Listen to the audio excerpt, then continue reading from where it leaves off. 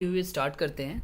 जो पहला क्वेश्चन है वो है आंसर दिस क्वेश्चन ओरली, मतलब मौखिक रूप में इस क्वेश्चंस के जवाब देने हैं आपको। तो वो जल्दी से इसको ख़त्म करते हैं फिर आगे बढ़ते हैं, ठीक है। पहला क्वेश्चन है कि what things in the first stanza tell you that the poet is curious. मतलब पहले स्टेंजा पढ़ने के बाद चैप्टर का आपको क्या लगता है कि लेखक किस बात से उत्सुक है, किस चीज़ को जानने का ललायत है वो, ठीक है। आंसर देखते हैं कि as poet is wondering that why grass is green, why we can't see the wind, how birds can build their nest, and also why the trees don't move. This shows that poet is so curious.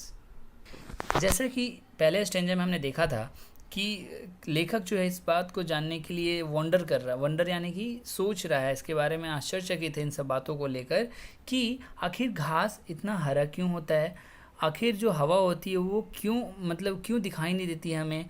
How birds can build है, मतलब जो पक्षी होते हैं वो अपने घोंसले बनाना उन्हें कौन सिखाता है, और जो पेड़ पौधे होते हैं वो चलते फिरते क्यों नहीं हैं। तो ये सब देखकर ऐसा प्रतीत होता है कि जो लेखक है वो क्यूरियस है, ठीक है। Second question, why do think the speaker calls the cloud fluffy.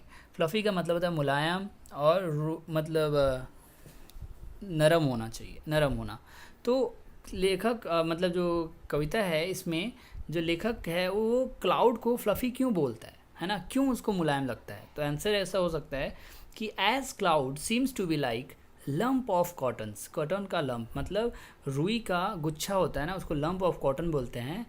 तो as cloud seems to be like मतलब जैसा कि जो क्लाउड होता है वो एक तरीके से गुच्छे की तरह नज़दीक प्रतीत होता है ना, रुई के गुच्छे की तरह प्रतीत होता है। और रुई का गुच्छा जो होता है एक तरीके से बहुत फ्लफ़ी होता है, बहुत मुलायम होता है। इसी वजह से hence the speaker call the cloud fluffy that is kind of soft, है ना। इसी वजह से जो लेखक है क्लाउड को फ्लफ़ी कह के पुकारता है, जो कि एक तरीके से मुलायम काइंड ऑफ होता है।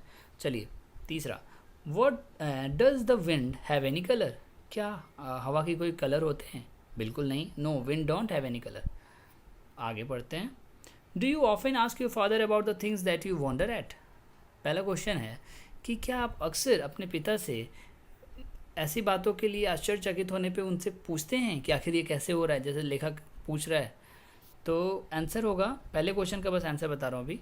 Yes I often ask but the things that I often ask about the things that I usually wonder at. मतलब हाँ, मैं अक्सर पूछा करता हूँ, जब मैं किसी चीज़ को देखकर आश्चर्यचकित होता हूँ तो मैं पिता से ज़रूर पूछता हूँ इसके बारे में कि आखिर ये कैसे हो रहा है। सेकंड क्वेश्चन है कि does he answer your question. क्या वो आपके पिता हैं आपके सवालों का जवाब देते हैं।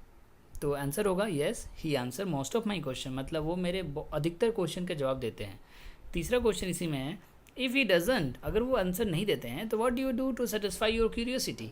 अगर वो तुम्हारे सवालों का जवाब नहीं देते हैं तो अपनी आप उत्सुकता को पूरा करने के लिए आप क्या करते हैं। तो आंसर होगा and sometimes if he doesn't answer me, तो मतलब कभी कभी जब मेरे पिता मेरे सवालों का जवाब नहीं देते हैं, इन दैट केस उस समय I create my own story according to my knowledge to satisfy my curiosity. मतलब एक तरीके से देखा जाए तो जो कविता थी उसमें एक तरीके से एक बच्चे की मन की दशा को रखा गया था, प्रेजेंट किया था कविता में, है ना। तो एक तरीके से ये बच्चे ही पूछ रहा है, तो कहने का मतलब है कि जब बच्चे के सवालों के जवाब पिता नहीं देते हैं तो बच्चा क्या कह रहा है कि in that case I create my own story. मतलब जो बच्चा है वो कह रहा है कि मैं अपने मन की बातें, मतलब बच्चे को जितना नॉलेज होता है ना, अपने नॉलेज के हिसाब से ही वो अपने मन में मनगढ़ंत कहानियाँ बना लेता है कि हाँ ये ऐसे हो रहा होगा, वो ऐसे हो रहा होगा। समझ रहे। तो इस वजह से तो अपनी उत्सुकता को सेटिस्फाई, संतुष्ट करने के लिए वो खुद ही मनगढ़ंत कहानियाँ बना लेता है। आगे देखते हैं, ट्रू फॉल्स है यहाँ पे। तो ट्रू फॉल्स में मैं पहले बोल रहा हूँ कि ये थोड़ा क्वेश्चन एक आंसर गलत हो गया, यहाँ पे ट्रू होगा। तो पहला जो क्वेश्चन जो है वो है the shape of moon is fixed, है ना। The shape of moon is fixed. आपको पता है कि जो चंद्रमा का जो आकार होता है वो हमेशा फिक्स्ड रहता है क्या? बिल्कुल नहीं, तो ये फॉल्स होगा। सेकंड क्वेश्चन है कि the birds make their own nest. जो चिड़िया होती हैं वो अपने घोंसले खुद बनाते हैं। बिल्कुल खुद बनाते हैं, यहाँ पे ट्रू होगा। ये फॉल्स गलत लिखा गया, यहाँ पे ट्रू होगा, ठीक है। तीसरा है the rainbow is not always colourful. मतलब जो इंद्रधनुष होता है वो हमेशा कलरफुल नहीं होता है। तो ये तो जाहिर सी बात है, गलत बात है, गलत आंसर है, तो ये फॉल्स होगा। अगेन लास्ट है जो the stars do not give light. मतलब जो तारे होते हैं वो नहीं टिमटिमाते हैं, ये भी फिर गलत बात है।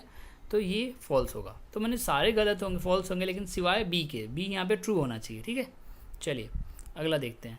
तो यहाँ पे जो है ना B.2 थिंक एंड राइट, इसमें जो है think of things and ideas that you associate with rain, मतलब क्या क्या चीज़ें हैं जिसको आप रेन के साथ मतलब जोड़ सकते हैं, कैसे वर्ड्स हैं। तो पहले एक क्वेश्चन दे रखा था मतलब एक आंसर दे रखा था पहले से क्लाउड, और यहाँ के 4 पॉइंट्स भरने थे। तो मैंने फिलअप किया है रेन के साथ क्या, थंडर मतलब बिजली, लाइटनिंग मतलब जो बिजली की चमक होती है, और साथ में वाटर, फ्लड, ये सारी चीज़ें बिजली से बारिश से रिलेटेड हैं। तो ये सारे ऐसे फिलअप कर सकते हैं आप। आगे देखते हैं। तो आगे का क्वेश्चन जो है मेक ए लिस्ट, ये जो क्वेश्चन है answer the following question in not more than 50 words, मतलब 50 वर्ड्स के अंदर में आपको आंसर लिखना है। तो जो क्वेश्चन है वो है the list of the things that the poet is curious to know about are as follow, मतलब क्वेश्चन था कि आप ऐसी लिस्ट बनाएं जिसके बारे में पोइट बहुत क्यूरियस है, जानने के लिए इच्छुक है। तो उसकी लिस्ट कुछ इस प्रकार है। पहली चीज़ जो है reason of greenness of grass, मतलब लेखक जो इस बात से इच्छुक है, इस बात को जानने की इच्छुक है कि आखिर घास का रंग हरा क्यों होता है। इनविजिबिलिटी ऑफ विंड, मतलब जो हवा है वो क्यों नहीं दिखाई देती है। Person who teaches birds to build their nest, मतलब वो कौन सा इंसान है ना, जो पक्षियों को सिखाता है कि घोंसले कैसे बनाए जाते हैं। फिर the instructor of trees who commanded them to be at rest, मतलब लेखक इस बात को जानने का इच्छुक भी है कि आखिर वो कौन सा पेड़ों का इंस्ट्रक्टर है, मतलब सलाहकार है, आदेश देने वाला जो है वो कौन है, वो कौन इंस्ट्रक्टर है जो पेड़ों को रेस्ट में रहने का कमांड करता है, आदेश देता है। आगे का जो है एक पॉइंट और कि the location where we can find the missing bit of moon, मतलब लेखक इस बात को भी जानने का ललायत है कि आखिर वो कौन सा जगह है जहाँ पर मुझे जो चंद्रमा का आधा आकार कटा हुआ रहता है वो मुझे कौन सी जगह पे मिलेगा, है ना, इस बात को भी जानने का ललायत होता है। फिर और भी ये चीज़ें हैं कि person who light up the star, अब वो कौन इंसान है जो तारों को जलाता है। Person who make lightning to flash, आखिर वो कौन है जो बिजली चमकाता है ना। साथ में person who paint the rainbow, वो कौन है जो इंद्रधनुष में रंग भरता है। फिर person who hang the fluffy cloud in the sky, वो कौन है जो बादलों को आसमान में जाकर ऊंचे आसमान में जाकर टांगता है। तो ये सारी चीज़ें थी। चलिए सेकंड क्वेश्चन पे आते हैं। Why do you think is the I in the poem a child और एन अडल्ट, मतलब आप जब ये कविता पढ़ें तो आपको क्या लगता है कि आई जो यूज़ किया गया है वर्ड आई वंडर, तो आई किसके संदर्भ में यूज़ किया गया है, मतलब आई से क्या तात्पर्य है।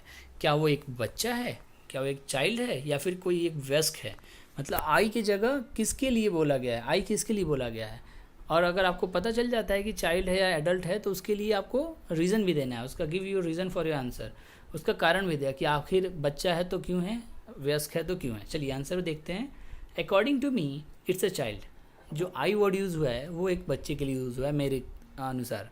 बिकॉज मैं इसका रीज़न देता हूँ, बिकॉज यूजुअली अक्सर क्या होता है कि लॉजिक और science behind this kind of questions they are already known to an adult person but not to a child. देखिए देखा जाए तो इस चैप्टर में जिस तरीके के सवाल पूछे गए हैं वो छोटे बच्चों को नहीं पता होता है, लेकिन एडल्ट जो कि वयस्क होते हैं उनको ये सारी चीज़ें पता होता है कि उसके पीछे का साइंस क्या है, उसके पीछे का लॉजिक क्या है, ये सारी चीज़ें उनको लगभग पता होती है वयस्क को। तो जाहिर सी बात है यहाँ तो आई जो होगा वयस्क के लिए यूज़ नहीं होगा, लेकिन बच्चों को ये नहीं पता होता है तो ये तो पूछेंगे ही। तो यानी कि ये मेरे ख्याल से जो आई वर्ड यूज़ हुआ है वो चाइल्ड के लिए यूज़ हुआ है। And also the question raised by the inquirer in the poem was in childish manner. Inquirer का मतलब होता है जो पूछता है, इंक्वायरी करता है, और चाइल्डिश मैनर मतलब बच्चों के जैसा। कहने का मतलब है, साथ में एक लाइन और जोड़ी गई है कि साथ ही साथ ये सब होने के बावजूद जो क्वेश्चन है ना, जो क्वेश्चन जिस तरीके से पूछा जा रहा है वो एक चाइल्डिश मैनर में पूछा जा रहा है ना, यानी कि बच्चे की तरह से पूछा जा रहा है। इसीलिए मुझे ऐसा लगता है कि जो आई वर्ड यूज़ हुआ है वो एक बच्चे के लिए यूज़ हुआ है। ठीक है, आगे बढ़ते हैं। तीसरा क्वेश्चन है